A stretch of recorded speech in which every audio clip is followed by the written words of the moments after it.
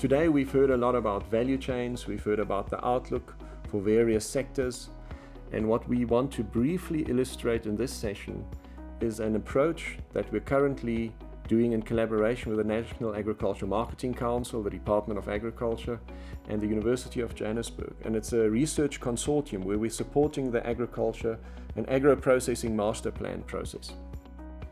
In this approach, we're essentially picking each value chain. In the example that we have here today, it's beef. Why do we pick beef? Because it's really a sector where we have about 41% of the total herd sitting in the informal sector. In other words, a huge opportunity for growing productivity, for investment, and really increasing the black farmer share in the total output of our industry. This sector, as it currently stands, already represents about 12% of the agriculture gross value of production, and it further has switched from being a net importer about 10 years ago or less to a net exporting industry where we're currently to the value of about 10.9 billion rand. So the question is, can we introduce very specific interventions to boost the productivity of this industry and at the same time also grow market access in the export market? The market-led approach specifically looks at these opportunities. It looks at competitiveness, it looks at market access, it looks at private sector investment, it looks at public sector investments in a specific node of the value chain. So, and then at the end of the day, we need to prioritize, because the reality is we cannot afford everything. So we need to be sure what are the policy prioritization activities or the investments, whether it's policy levers or whether it's public or private sector investments that need to be introduced in a value chain to let it grow in a more ideal state. In this diagram, what we're actually showing is the value chain at various nodes. From the right-hand side, we've got the markets, we've got household markets, we've got the retail sector, we've got the export industry, and if we link it then back into processing, we understand who are the stakeholders at the processing node.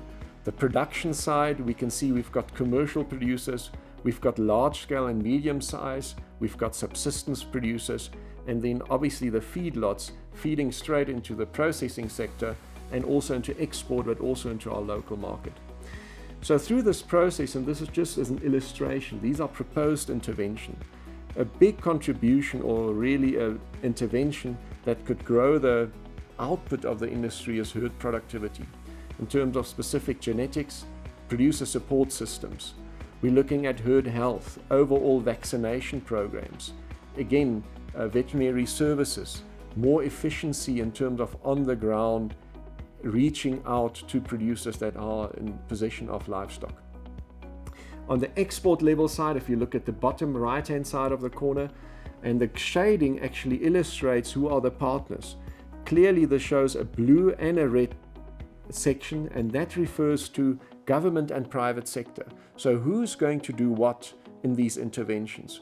Where we have market access, it needs to be a partnership between the public sector and the private sector, working together to understand what are the markets where we have the opportunity to grow.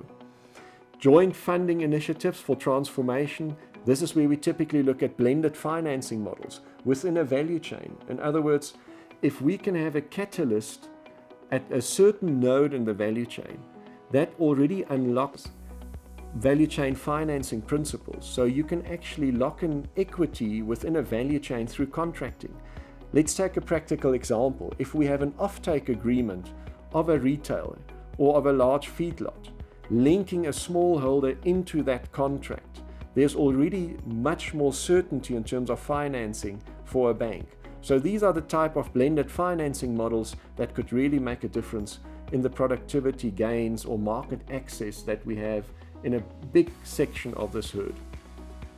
Another one, SPS compliances. And this is really, again, where commercial value chains have to play a role. These are compliances and barriers to entries that are very high, that are expensive, and you need critical scale. So how do you link a smallholder or an informal sector into a value chain through aggregation where you can actually deliver into these high-end markets that have very high barriers of entry? and we need traceability and identification system for this.